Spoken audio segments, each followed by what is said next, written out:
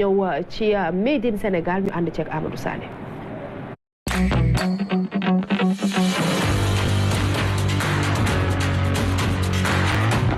On va parler de Moussa Diallo wala Moussa Keniki jóge ci li nga xamante ne moo di napp gi dëkk Guet Ndar jaar ci restauration mujjee ci prêt-à-porter yaa ñuy raconter nag un peu destin boobu nan la demee. Moussa parcours bu inspirant mbokki xasana la ndax waa Saint-Louis la. jàmbaar la sérieusement donc daf ñu marqué particulièrement parce que liggéey nañu ak moom bu yàgg donc comme ni nga ko waxee noonu ci chapeau bi nekkoon na nappkat mais moom dalay wax ni doomi Guet Ndar la bu bëggul napp en fait. parce que souvent ñi nga xamante ni bi dañoo juddoo Ndar wala juddoo Guet Ndar naturellement dañuy bëgg ndox dañuy bëgg napp dinañ ko def avec beaucoup de plaisir moom il a été contraint de le faire parce que dafa teel a bàyyi école Guet Ndar moom ku leen xam-xam leen ci rigueur doo bàyyi école di toog ci kër gi rek quoi di ñàkk a def dara rawatina bu dee góor nga donc nee na dafa xëy un bon jour rek nijaayam xaw ma papam ne ko nañ dem donc ñu dugal ko ci ndox mi mu nekk di ci napp il a eu des histoires assez yu xaw a compliquées surtout avec problème yi nga xamante ni dañ ko doon faral di dégg Mauritanie Sénégal dem na fa napp nee na gars yi jàpp leen nangu seen bagage yëpp bàyyi leen ñu doxee Mauritanie ba ba dugg Sénégal après ci la ñëw Dakar bi mu ñëwee Dakar donc mu mës a nekk un passionné de tout ce qui est gastronomie fast food restauration et tout donc mu nekkoon ci deux voies Sacré-Cœur yi avant BRT bi di fa nekk doon defar ay tacos ay comment ça s'appelle bon bref j'oublie fast food mais yoroon kantinam di ci liggéey bu am solo quand même bi ñuy defar BRT bi ci lañ leen fa jëlee woon et du coup nag mu topp carrément mode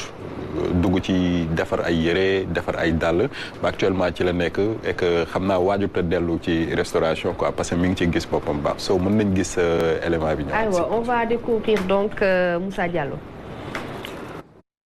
maa ngi tudd Moussa Diallo ñu gën ma xam ci Moussa Keniki waaw donc entrepreneuriat moom li ma ciy liggéey passion la rek ci man parce que ay dàll ak ay yére ak lekk loolu sama passion la depuis xale. non loolu moom c'est pas facile surtout dàll yi moom lay jëkkee parce que xam nga tey soo bëggee di jaay lu baax wala di jaay loo xamante ne ni lu raar la du looy xamante ne da nga koy gis foo dem gis ko fa man loolu laa opté au fait. muy tuuti bu may ñëw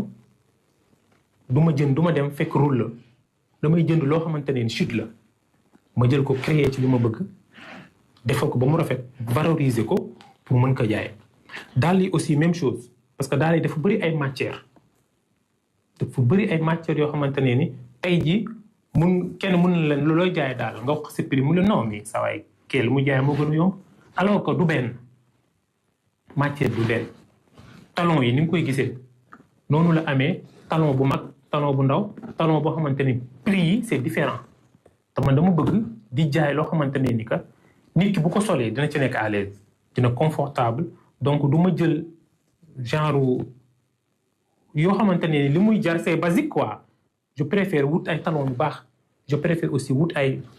der yu baax bëgg matière bu baax bu raar boo xamante ne ni moom ngay liggéey mais loolu mënu ko am Sénégal donc matière yu baax yi Turquie lay jógee wala Dubaï wala Chine wala Italie te yooyu il faut nga teel a yeewu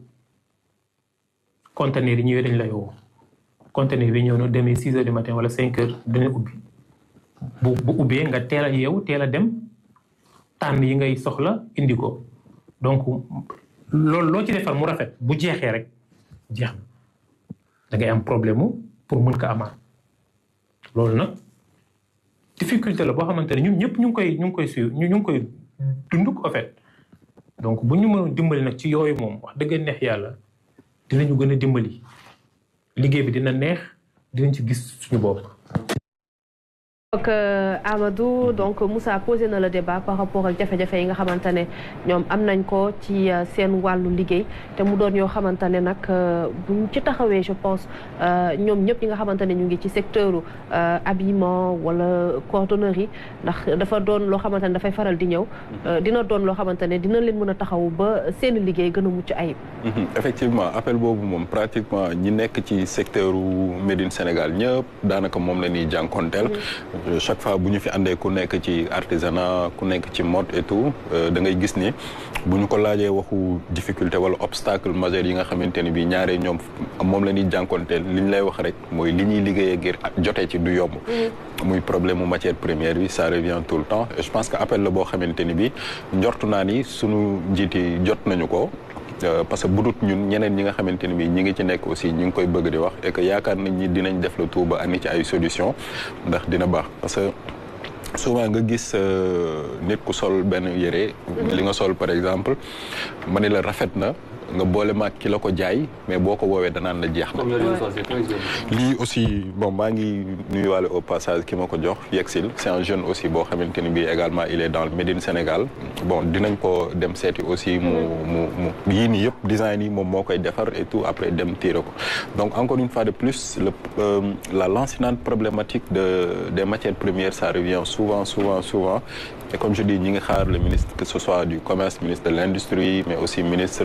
premier ministre ci boppam ñu jël ko mu nekk un problème boo xamante ni bi dinañ ci waxtaanee pour xool ni ñuy def ba saafara loolu et fi may terminer ci Moussa souvent entrepreneurs yi ñaare nit ñi bu ñu leen gisee ci benn activité rek du ñu xam background bi nga xamante ni bii moom la ñu dajale ba waaye c'est un vrai phénix et revient toujours il renaît de ses cendres effectivement am na qualité boo xamante ne entrepreneur yu bari suñ ko amoon du ñu découragé waaw et